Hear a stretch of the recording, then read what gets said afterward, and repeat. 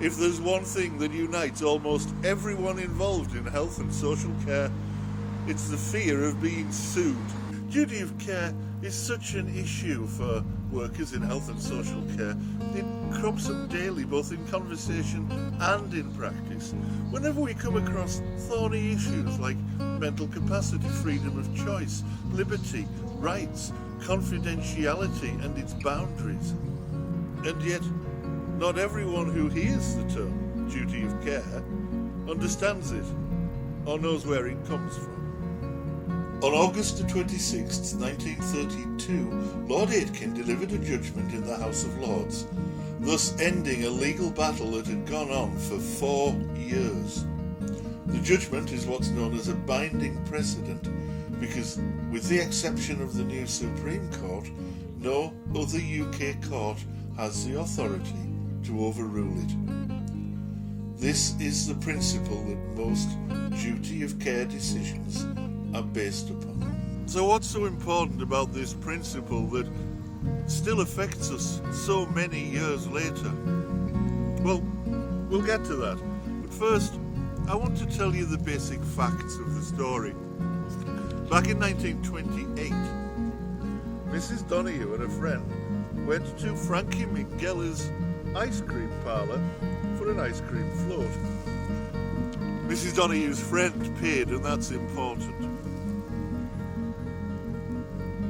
As they came to the end of their treats, Mrs. Donahue poured the remains of the fizzy drink that had accompanied her ice cream out of the bottle and into the glass, where she noticed something disturbing. In the bottom of the glass there lay the decomposing remains of a dead snail. She spent the next 3 days in hospital with gastroenteritis, and when she recovered, she decided she would sue Frankie Mingella, the owner of the cafe.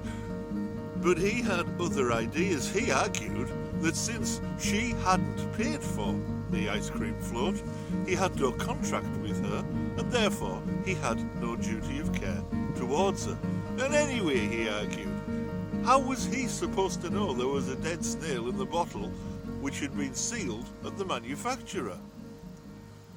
He'd sold this stuff in good faith. Not to be deterred, Mrs. Donahue turned her attention to Mr. Stevenson, the owner of the soft drinks production and bottling plant. But he argued that Mingella's cafe was so far removed from his interventions at the plant that there could be no case to answer. Lord Aitken's ruling was that Stevenson was responsible, and that we all have a legal responsibility not to injure our neighbour. The definition of neighbour he used was this: persons so closely and directly affected by my act that I ought reasonably to have them in contemplation as being so affected when I am directing my mind to the acts or omissions which are called in question. In other words, we all have a legal duty, the duty of care, to ensure that our actions do not harm our neighbours. In health and social care, this principle means following the legal obligations and regulations that underpin our work. In practice, it means that we all have a duty of care to the ultimate consumer.